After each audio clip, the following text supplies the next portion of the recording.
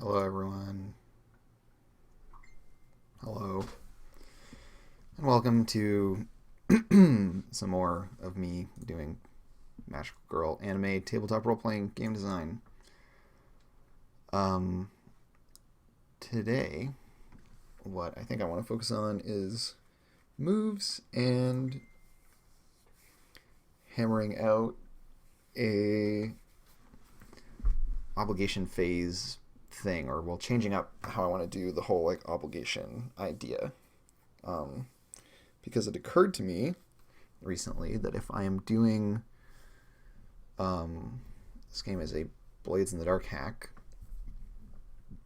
then it makes a lot of sense to have obligation be the vice mechanic, but in reverse. So rather than a way to alleviate stress, the obligation fate or like role is something where you generate stress, and then making it mandatory. So I kind of want to do a little bit of figuring out of that today, and maybe get something a bit more definitive. So I'm just going to get started and try writing this out. So let's look at the existing vice mechanic. Right, so it's that you roll essentially your lowest resist roll. Subtract the highest die result from your total stress if result exceeds stress. Overindulge.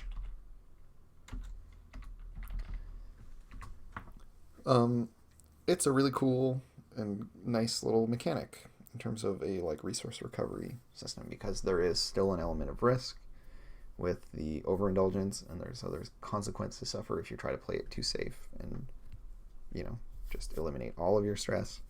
It means the characters are likely to carry a little bit forward, and yeah, it like the mechanics align with the ideas that it's trying to express really, really well. I don't think it's quite reasonable to just say like for our obligation then that we like it's have to roll your lowest resist, take stress equal to, and it's like, do we do highest, lowest? Lowest would encourage us to have more dice, right? So equal to lowest result.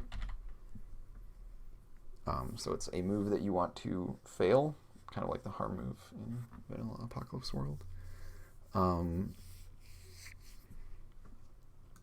This part I'm kind of lukewarm on. This also disconnects from trauma, right? Because that's something that's missing from up here. So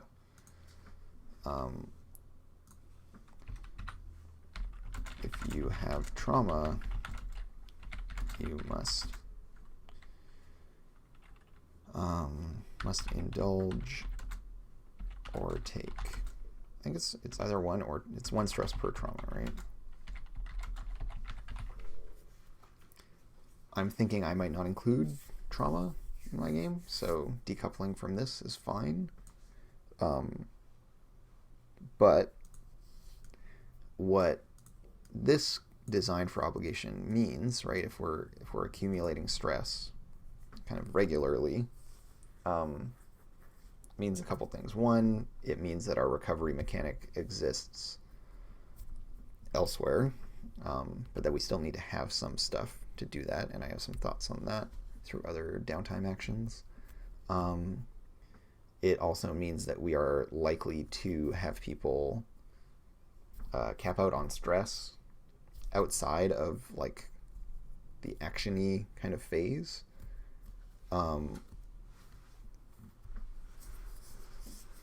And so that part's a little weird as well, because it means that whereas in Blades by default the downtime it's not free of consequence, but it's much lighter in terms of the consequences that you get. This is just like full on, like you die, basically. Right? Like you run out of HP and die. And bad stuff happens to you. In terms of ways that we can soften that, I think the kind of interaction around maxing out your stress is going to be a little bit different in this game, so it might be okay. I'm happy to run with this kind of core idea for now, but I want to try to flesh this out a little bit more, because, you know, we're going to have player gets to choose what their obligation is, right? So we need to name an NPC associated with it, like a boss or bully or teacher, right? Because ultimately the purpose of obligation in my game is to show the kind of constant oppressive pressure of the world. I mean, we're just doing like Darkest Self for now, Sith Master, because it's, you know, it's roughly equivalent to what we're doing, right? And it would be, and to your point, right, of like, can you be your darkest self still during downtime, right? Like,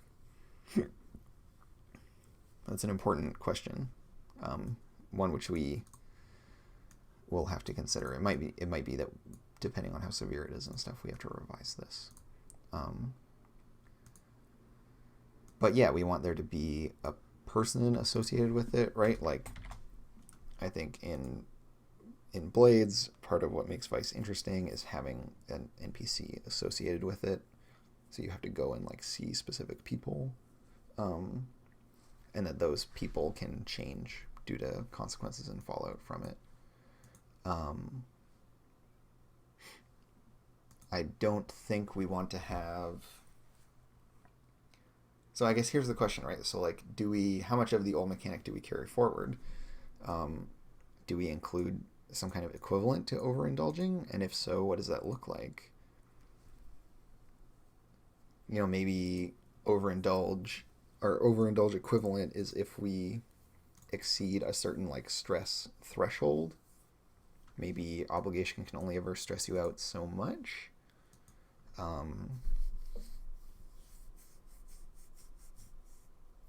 Right, and where does that kick in? At what level? And then, you know, so like having... Because we can look at overindulgence as basically just like a complication.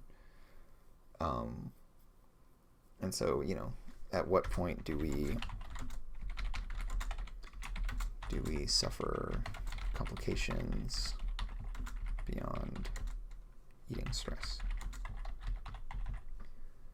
And also, like, can something good come of it? Because the reason we want to have complication and bad stuff is because otherwise this is all beneficial, right? We get to get rid of stress, which is really, really good. This is our like main resource that we're spending in order to do things. And so by contrast, here we're taxing the main resource we use for doing things. And it would be nice if every now and then something nice came of it. It's already bad enough. Do we need to have a further complication to it that seems overly punishing?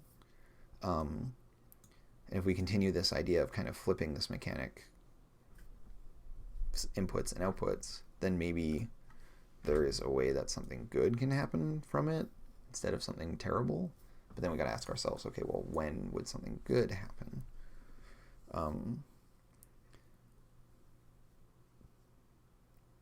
Is it that something good happens when you suffer the largest possible amount of stress? That seems weird, right? When you like hit the roll as big as you can.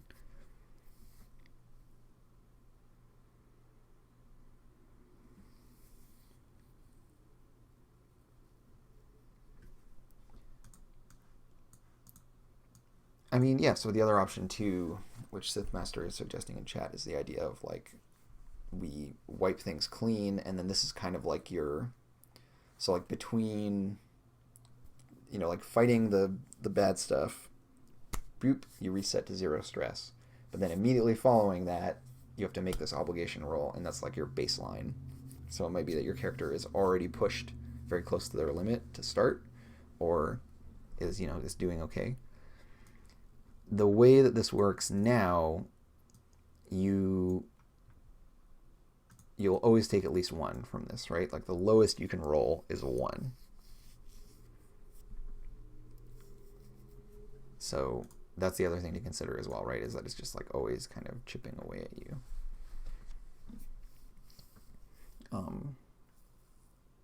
I like the idea of, so part of why I like the idea of a reset on stress when you like beat the baddie is that plays into the whole like episodic structure of the source material, right? Where it's like, you know, in Sailor Moon, you don't tend to hear about like previous episodes in the midst of any one episode. They're never like, oh yeah, like I really want to fight this thing, but I'm still really like hurt from when we fought that other thing. Like there's not a lot of consequence that carries forward. And as much as I want the characters to like progress and grow, I don't know how much baggage I want to have following them around. I kind of feel like defeating the monsters is like the epiphany, it's the high point, and that we can like shed a bunch of stuff and get a fresh start out of that, and that would feel kind of nice.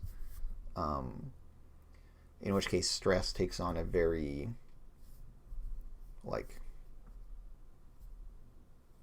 takes on a role of kind of setting like a rising action, right? Like the stakes increase as your stress gets closer and closer to being totally tapped out, because then that's the like, you know, we're really tense and things are serious, and then a bad result happens, or if you win, then a good result happens and you clear. And yeah, I like the idea of having obligation kind of act as a timer on the game, keep things pushing forward. So yeah, maybe we'll go with that. So no, the answer to this is no. Nothing good can come of it, but something good has already happened. Not needed either.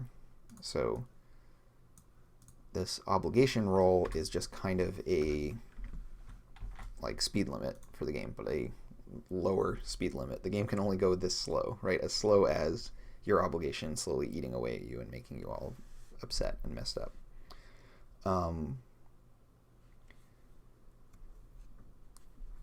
This part is a bit of a question mark. Like, do we have a consistent character? Because then if we're sticking with this idea of like connecting stress to a rising action, etc., then I feel like it's not really an NPC that they choose. Right? It's a player chooses the situation where they suffer.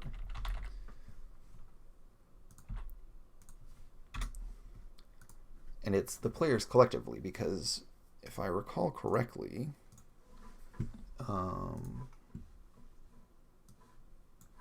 let me just pull my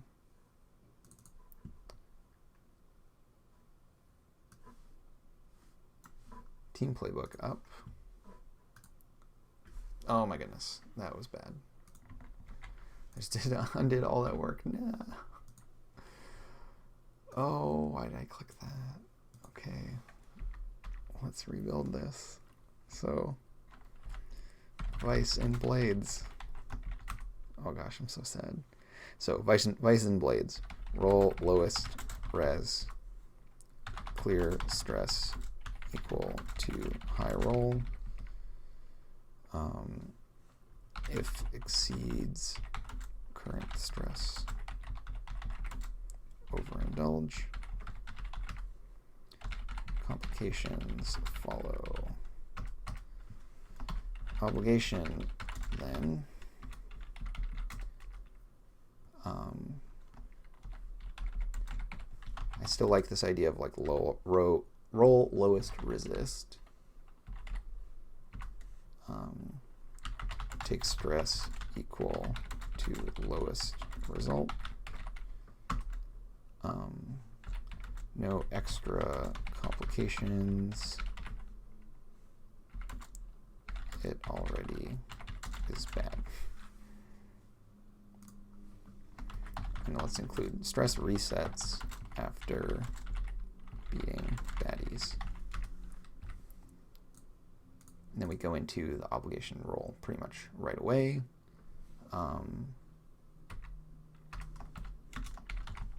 Players choose situation for obligation in team creation.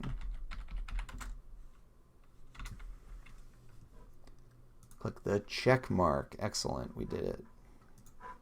Didn't ruin everything. Okay, and then boop. Because yeah, in here we had obligations as one of the like lists to choose from.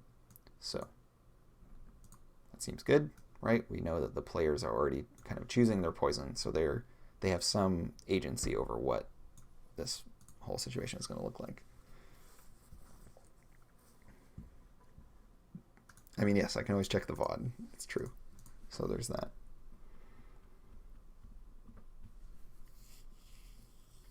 I mean, yes, there is still the option for there are other ways to clear stress, but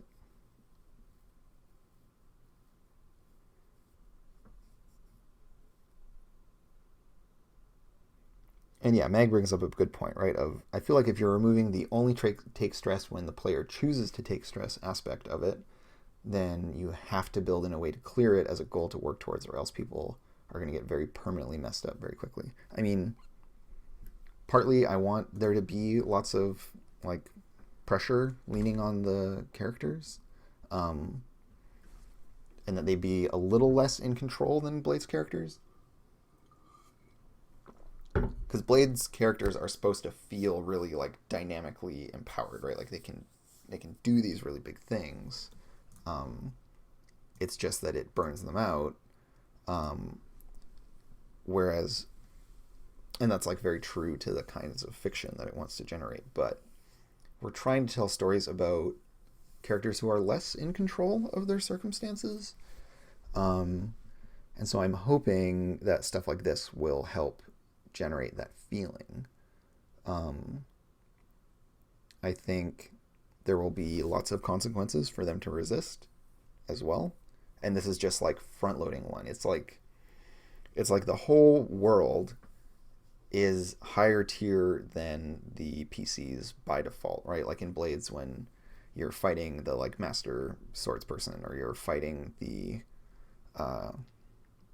fighting like a demon or a ghost or whatever, right? And there are just situations where you have to make a resistance roll right away just to like stay in the fight.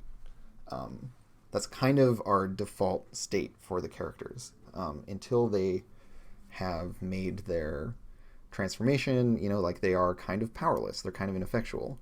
And so the player's goal, right, is to kind of like avoid things and cope with things initially, and then like figure something out, gather their strength, go do the big thing where they get to be powerful very briefly, and then, you know, we reset and continue doing that struggle again. So it's a little bit more of a like low power game for a lot of the time. So there's going to be a lot more of like struggling to deal with stuff rather than accomplishing stuff. And so we will have means in downtime, when the characters are in control of their time, to like get rid of some stress and stuff like that. So this is not like, you know, you roll nothing but sixes or whatever, or you roll a 6 and you have to take 6 stress out of the 9 that you have available to you, and just like out the gate for this particular cycle, you're just totally hosed. There would be ways for you to recover, but you have to spend resources on recovering, or your time or whatever on dealing with this. So you can almost look at it as like the fixer move in the Sprawl, or the operator moves from Apocalypse World, in that it is a a complication generation engine. It's just going to make little problems for the players to deal with, because the MC and the players will have context for what bad results mean. So this informs our description of what/y for the character taking more or less stress. Right? Like if you just take 1, then it's, it's any other day. But if you're taking 6 stress, then it means that you had a really bad time, and we can go into some details about what that bad time was, and that might like create a situation that is relevant to the bad stuff that is happening. And yeah, there's no like overindulgence type mechanic, because this is already a consequence. It's already like a negative thing that we're suffering.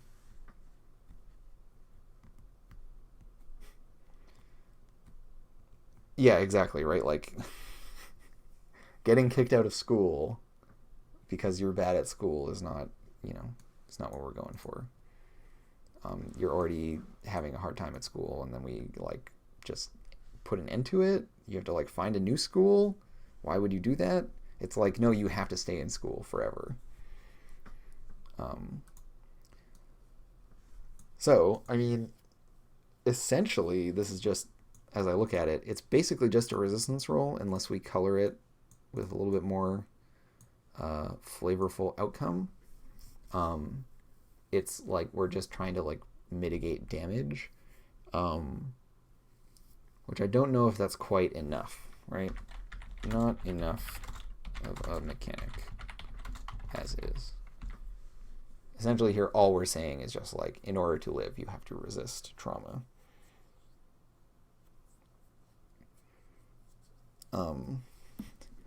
A new purveyor is assigned to you would make more sense for this game, but I don't even think we want to go there.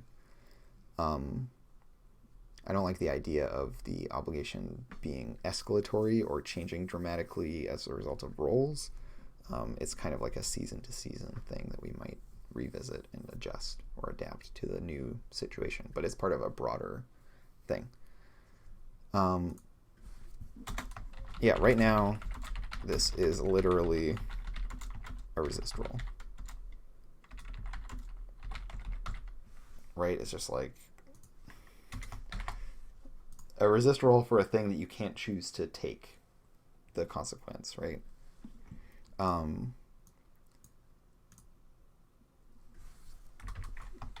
Can we shirk our obligations?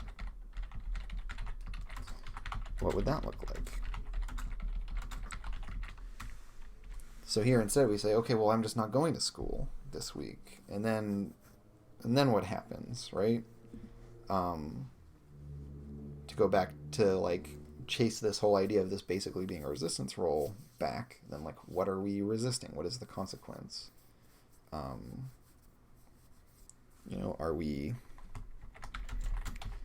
Do we suffer a fictional consequence? Like we get like our parents get mad, we get grounded, etc. Do we suffer harm?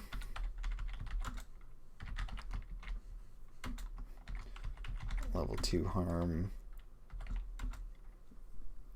I mean, because you can think of harm as being very similar to conditions in Monsterhearts. We could just do like a more social, like psychological kind of harm of, ostracized.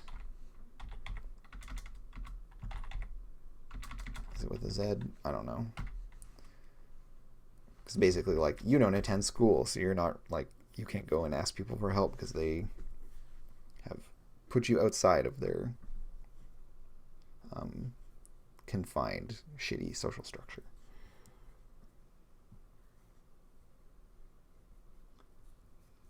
I mean, because the whole idea of this is to ground the characters in real world stuff, right? Because they have these superpowers and they are like cool heroes. There's that tendency to want to just like run away from all the dark, you know, lameness of drudgery of your everyday life. But we don't want to permit that. We don't want the game to be, yeah, just like everyone goes to the spirit world for 4 months. Yeah, Meg, we're going to talk about obligation for a while and then go back to doing playbook moves and stuff. So, yeah, I'm not terribly interested in having everyone just be like, yeah, fuck it, we just don't go to school anymore. Woo! And they just like go do some random whatever. Like, it's not really the point, right? Like, you have to continue doing your regular stuff. So for this, I'm leaning towards no.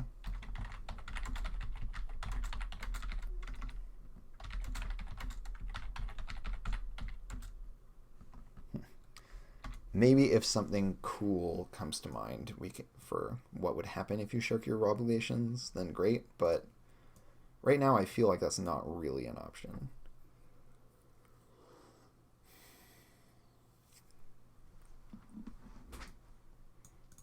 So we can kind of do away with this idea for now. But what else can we add to this to make it more compelling? To make it actually generate something for us to talk about. So, because as it stands, we get to see like, oh, how bad was it? And it kind of gives us a, like we could retroactively describe stuff that's happening to justify the mechanical result, but it's very mechanics first at the moment. Or is it? I mean, we could just, like, the MC could describe a thing that everyone is, like, dealing with on that given, you know, day or week or whatever in school. And then it's like, but that's the MC needing to come up with ways to, like, be crappy to the characters. Which I'm not, like, super hot on. But then it's like, okay, and we roll and we see, you know, how much does that affect you? And it's just like, I get a 1, cool, it doesn't affect me. Or I get a 6, yeah, it really bumps me out. It doesn't necessarily like snowball forward into anything, which is kind of okay. I mean, maybe this is just like a little like you pass go, you get $200 kind of situation where it doesn't need to be a big deal. It's just something that we do along the way to set the tone for other things. Certainly that's all it is right now. Whether or not that's enough is another question. But yeah, we'll leave this as it is for now. And we'll come back to it and maybe update it. If I get any good ideas, I'll come back to it. So I went through and did a bunch of special armor moves, which is kind of like one of the move categories. And so I've got the page from the Blades in the Dark rulebook, which I'm just going to bring in. And this is talking about like adding moves and stuff like that. So if we want to create more special abilities, upgrades, or claims to expand the scope of the game, here's a breakdown of the various benefits that are granted in the core game, and you can repurchase these for something new. So this is just showing kind of the rough structures that John has used to make moves. So we have things like permissions, which I think are a really interesting notion. Where did that go? There we go. So like the sharpshooter move where you can quickly draw and reload your weapons, or permission to apply an action in a way that you normally couldn't. +1 to a die roll in specific circumstances, +1 effect in certain circumstances. These ones are the most like basically mechanistic or like directly interacting with the dice mechanics. This one again is more like fiction oriented. It doesn't give you any like numerical adjustments, but it lets you describe things for your character that you couldn't otherwise. And this take variable stress to activate is similar. these two are kind of the same. The first one is just more directly or more simple. This one is for a more complicated version of the same thing. Special armor for specific circumstances, which we did a bunch for, and changing how harm works for a given character circumstantially.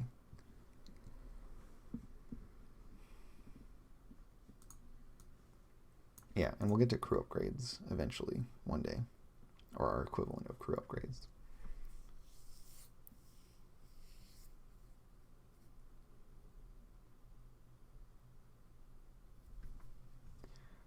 So,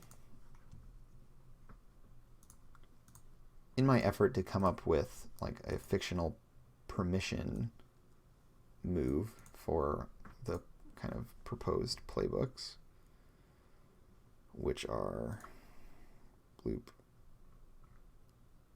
bloop,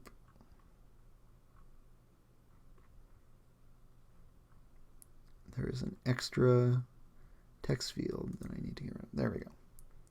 So here are my kind of broad ideas for playbooks, and then some moves for all of them. I'm just going to dupe this, make it a new category. So this is going to be like numerical mechanistic moves. So we'll get to those in a minute.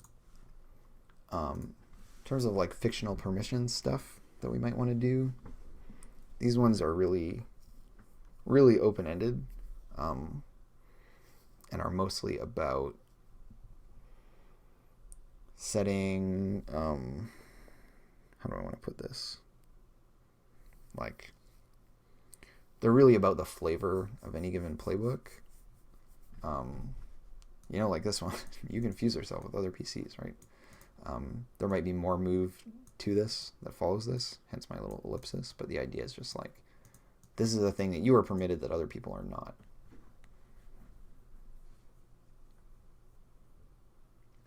Yes, Master, if you could find that, I'd be excited to see, because it seems like Strash did a lot of good work on Scum and Villainy.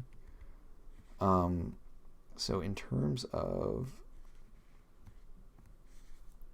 things that we would permit for the Guardian, who's like the classic Sailor Scout kind of default type character, the Stranger, who's kind of a robot-esque character, the Tuxedo Mask archetype, and the time traveling archetype, I'm still kind of at loose ends.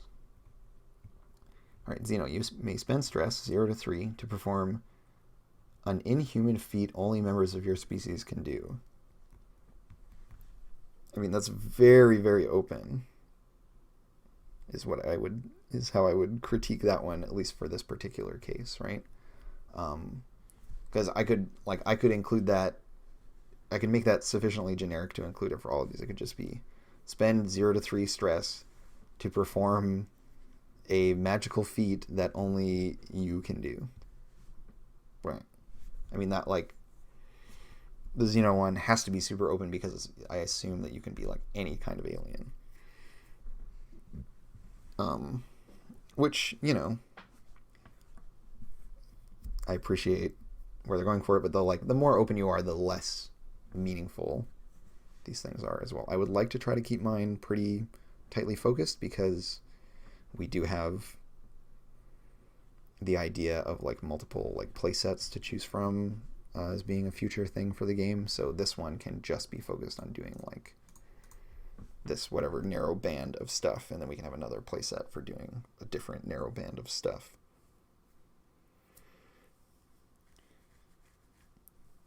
And yeah, like I feel like the Xeno move makes sense if you have other stuff in the like character playbook that lets you kind of narrow in on what those things might be.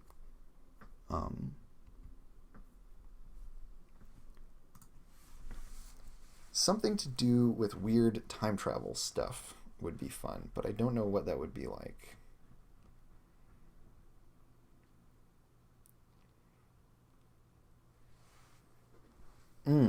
Okay, here's one. So you can ask players for, let's see, it's details about their character.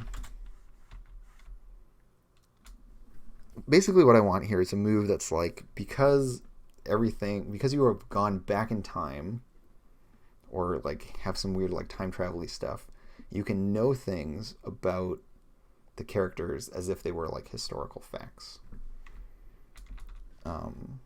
Which of course you have to ask the player of that character for that information, but it's a way to like, there's that whole thing of like knowing details about their lives that you shouldn't be able to because it's like they've never told anyone, but at some point in the future or whatever it becomes known.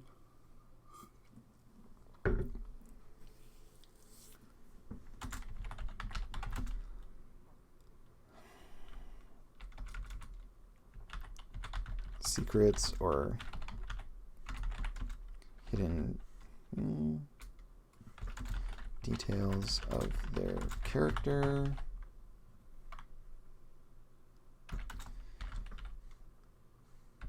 Your character knows them as historical information.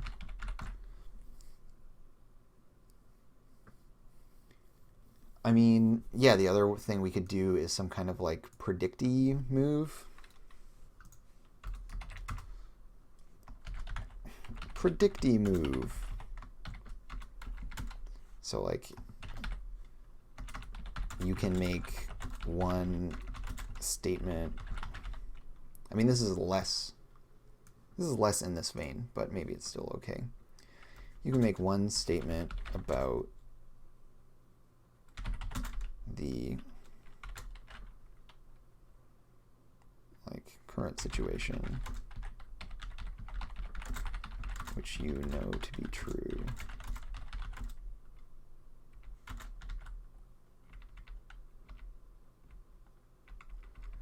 Or which you have foreseen.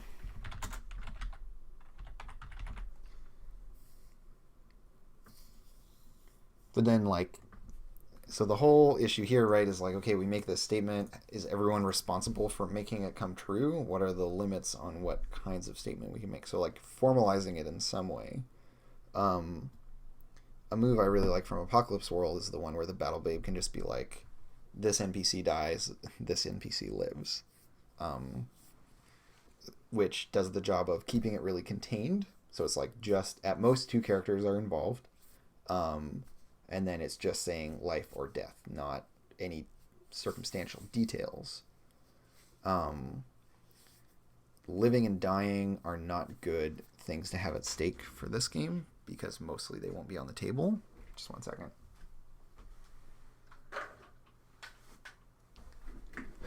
So that's where it gets a little muddier, because it's like, do we put in like an emotional consequence for a person, or, you know, like what are things that we can reasonably demand of our fiction?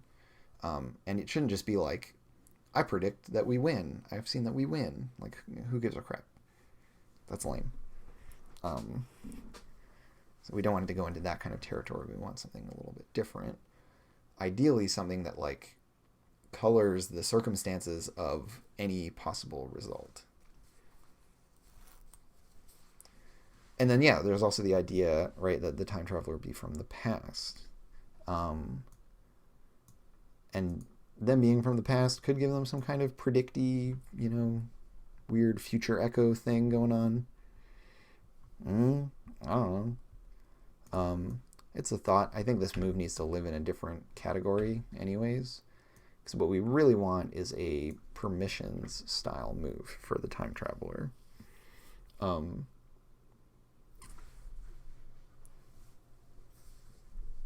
mean, I want to say something like, you can make statements about you can declare things to be true about the past or the future, but they aren't, you know, consequential. So, I mean, sure, just do that, whatever, doesn't matter. Why would we need to give them a move about that? Really concrete things like this one I like the most, right? Like, you can always ask a player what their character is really feeling. It's great. It's really simple. I mean, yeah, if we were to do the like predictee move, it would be per like score or whatever, per mechanical loop.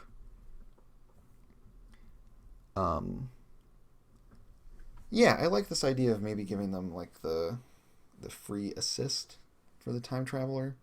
Although it's kind of in the enigmatic hero zone, right? Of like showing up just at the right time to help. That's kind of their whole jam. This one is about having a bizarre asymmetrical relationship to one or more of the characters because in the past/future you are related in whatever way. This one is... I would love to have a move that connects to this. This theory of like... or that is about this relationship, a permission relating to that relationship. So like you can always ask blank of the character you are related to cross time.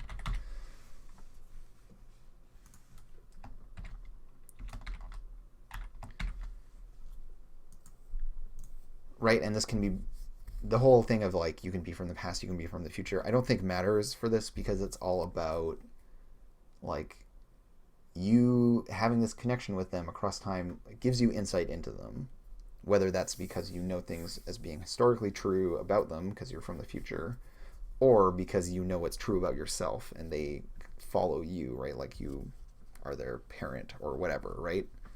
That part still holds true for me, so that you can gain some kind of insight, although the specifics of it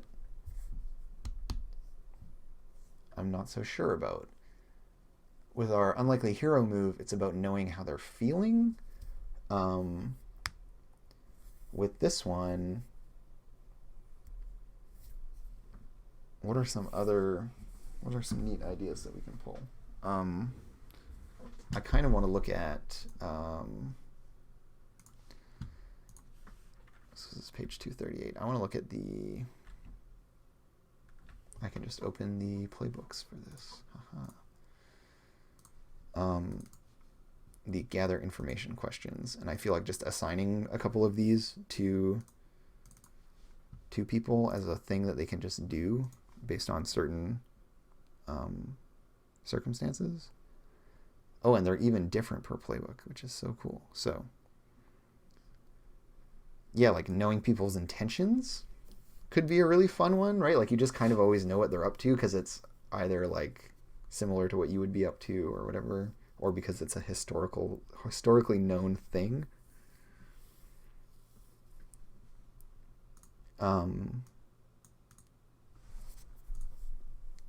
Yeah, I kind of actually like this. Like you just kind of always know what they're up to. Like you understand not necessarily their emotional state, but like how they operate, like what they're gonna do.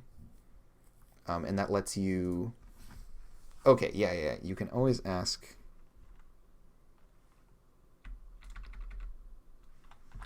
the intentions of the character you are related to across time.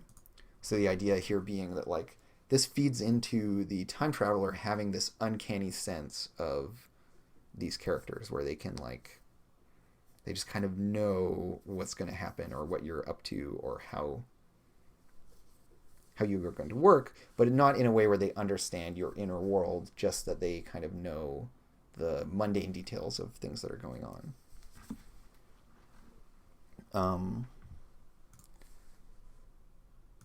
So we'll stick with this for now. I think this kind of works. I'm not like 100% on it, but it's kind of on the right track. For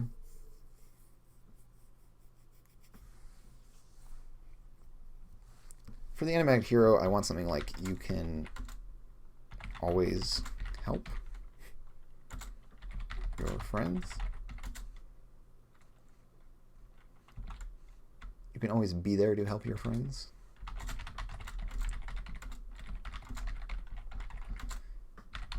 Unless you are... as long as you are not restrained.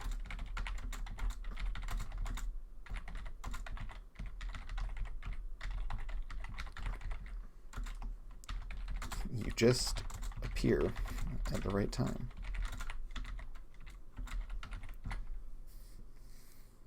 We could do this as a permission, so like you can just always fucking do it. You're just like, haha, I'm so mysterious. Haha, I'm so mysterious. So like, some people are asking like, is this that you ask the character? And it's, no, you ask the player of the character, but that's awkward to write out. So I'm just going to say you can always ask the intentions of the character you are related to across time. You would go to that delightful metagaming player level and be like, hey Sith Master, what is your character intending to do here? What are they working towards? And you'd be like, well, Andrew, they're going to try to they want to go run off on their own and investigate this thing even though you warned them not to. And I'll be like, great, and then I'll continue playing my character. This maybe is a little too much, right? Because right now it's just like all the freaking time you do this. It could get really irritating or really lame. Like you're just showing up to everything and like teleporting between scenes and you're just like always in every scene anytime there's trouble. It's a little too much. I think for that we need to give them a like once per score kind of thing, similar to what the spider has, where you, or like, X number of times you can show up and help and have the right stuff or whatever. I think for this, the move could be something more like the faceless move, where like no one can unmask you without your permission.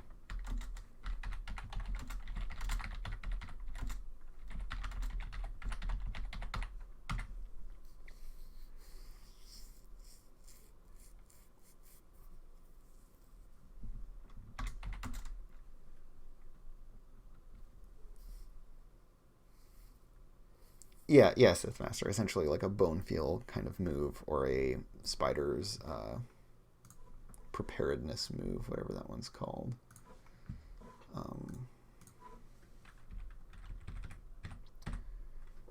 What is it? Mastermind? No. I'm thinking of Foresight, right? 2 times per score you can assist a teammate without paying stress. Tell us how you prepared for this. Ours would be 2 times per like cycle. You can assist a teammate. You can appear in time to assist a teammate with no clear explanation why. And we might include the tell us how you manage this bit, right? Like, how do you pull it off? This is nice. It's not necessary for the move to work, but it lets us expound more fiction, right? Which is really what all of these moves should be trying to do. Also, like, shows the character being this like fastidious over planner, over preparer, but also forces the player to justify it, at least in some way. Great little addendum to the move, right? That is not necessary in order for it to like function exactly. Kind of want to look at the Apocalypse World move. It's in the extended playbooks. So for the faceless, it's as one. Attempts by another PC to seize your mask by force or get you to remove it, give away your mask, going aggro, seduction, manipulation, etc. are at -2. NPCs will never succeed at unmasking you against your will. I feel like we kind of want something like that about the sanctity of your identity. I'm happy to go deep into it, right? Like, what I really like about the moves in these kind of equivalent moves in Blades, right, is there's stuff like you just always know when someone's lying to you. Like, you just get that. I think is really interesting and really elegant, right? I don't like the idea of being like, there are penalties to rolls to get people to unmask you or whatever. Meh. Especially because this game isn't really going to support PvP in the same way. So, like, Apocalypse World has a lot of that. We want to move away from that because we're on like a team thing. Everyone's working together typically. No can unmask. No one may unmask you without your permission. No one can unmask you without your permission. Full stop.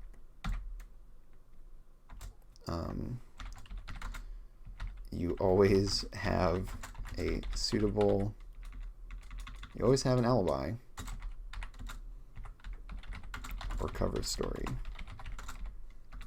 for people who suspect your double life.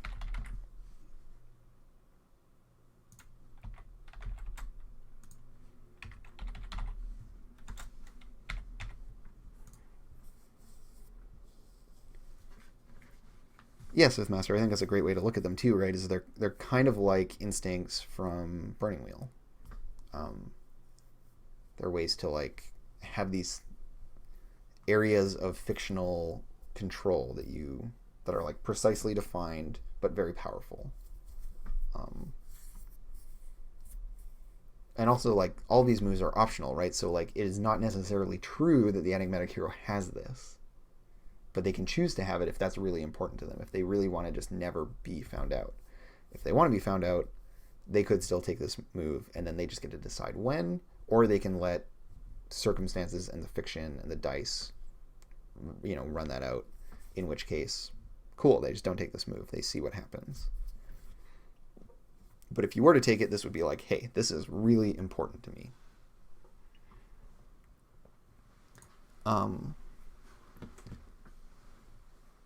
Guardian, we definitely want to have some move about saving people. I'm not sure exactly what that's going to be. And then the Stranger.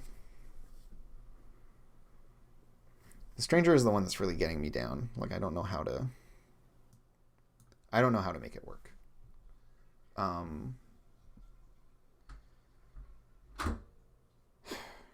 Yeah, because it's like...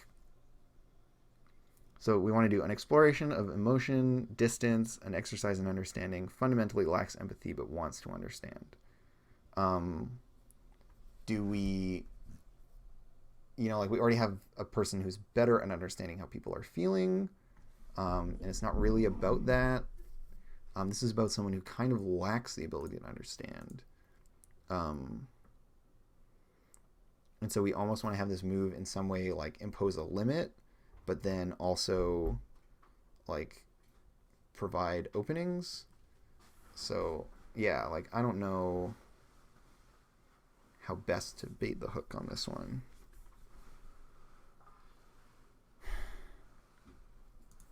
I guess we want to focus on one or the other. But then, like, why would you take a move that, like, greatly limits your play? Because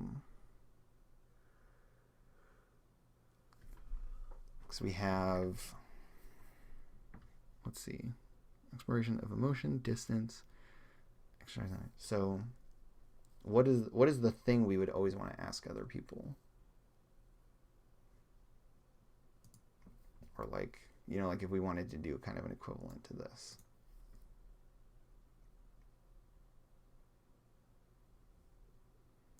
So some example Strangers. This is characters like Peridot from Steven Universe. Or,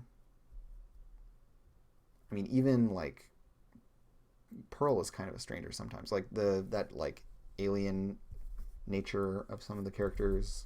Steven Universe is the one that I can kind of most clearly see this quality in some of the characters.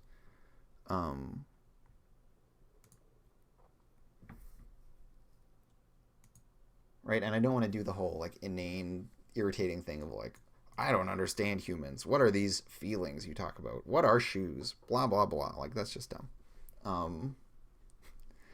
Like it's not fun to play those scenes out. Just like how Adam really hates doing the whole like, it's the post-apocalypse. You see a thing, but I have to describe around the fact that it's a toaster, but you don't know what a toaster is. Like, no, screw that.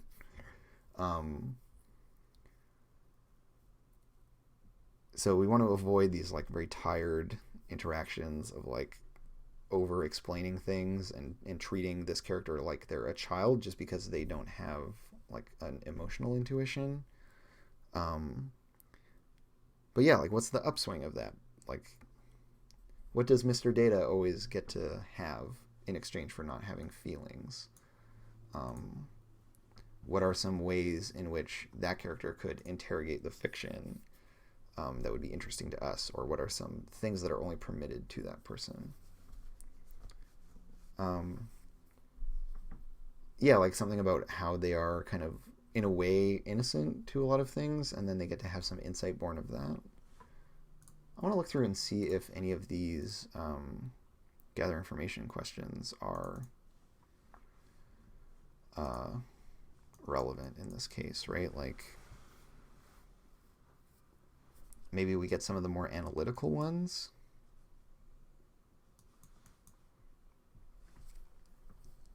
Like the whole, like, what would happen if I blank?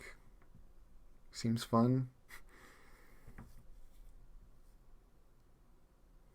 I mean, certainly we want to give them, like, armor against, like, emotional things. It might, I mean, like, not every character needs one of these permission moves, and if I can't think of one, then clearly they shouldn't have something, but I'm just trying to think if there's anything that feels appropriate. Like, one where they can always ask a question, or what are some good equivalents?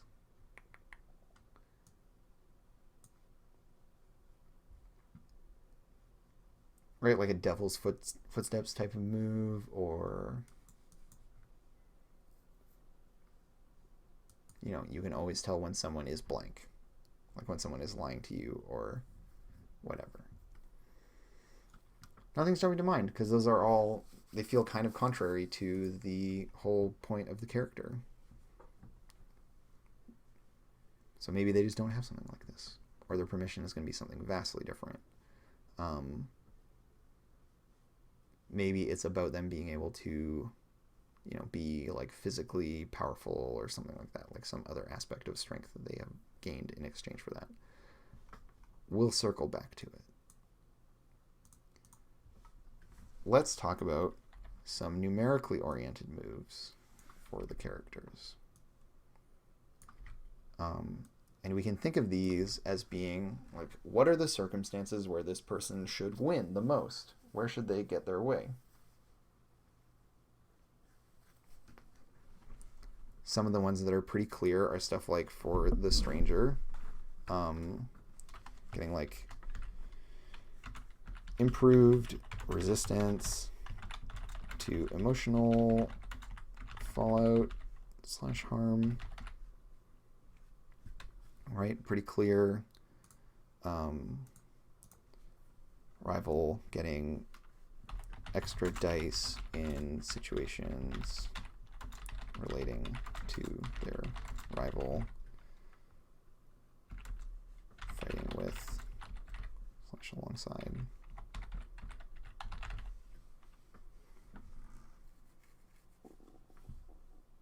Yeah, those other moves are saved. Right? Yeah, okay. I just hid them. I didn't delete them. I didn't make that same mistake twice in one stream, thankfully. Where I get my way most often. Right? Because that's really what mechanical strength is about, right? It's about getting your way. What are the circumstances in which you get to be in control of the narrative?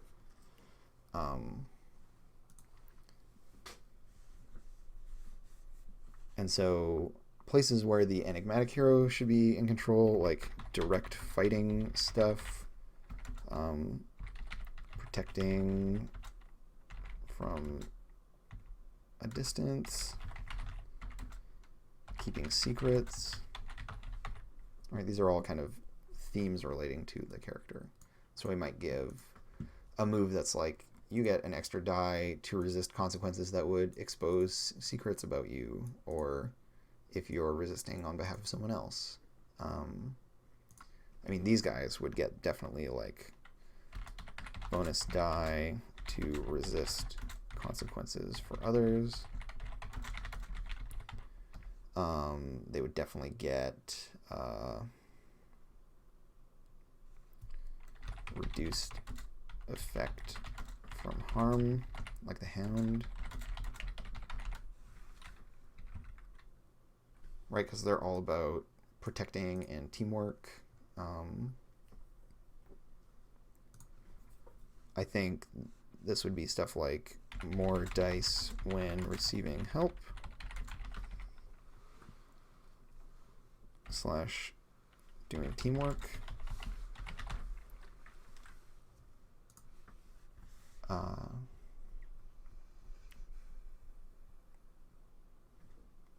Fusion gets to be in control of, like, I mean, they're all about relationships, right? So, like, extra die for interpersonal roles. So, like, our ones that are about, like, talking to people or convincing people of things, maybe.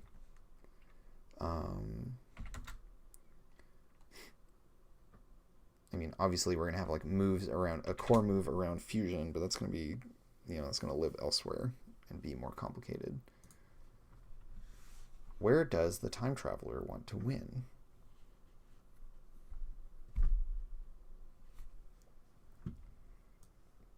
I mean, they're the unlikely hero, but they're still the hero, right? So, like, occasionally they get to lead. I mean, leading from the back can still be a thing as well, right? Although it would be funny to give them extra dice when they're not leading, but it's not quite what we want to do. Yeah, like the Guardian needs to be all about helping other people, right? Like these two are the classic pair, right? The Guardian holds up the unlikely hero, and the unlikely hero makes shit happen. And there's, like, hella synergy between the two. I'm fine with that being a thing. I mean, like,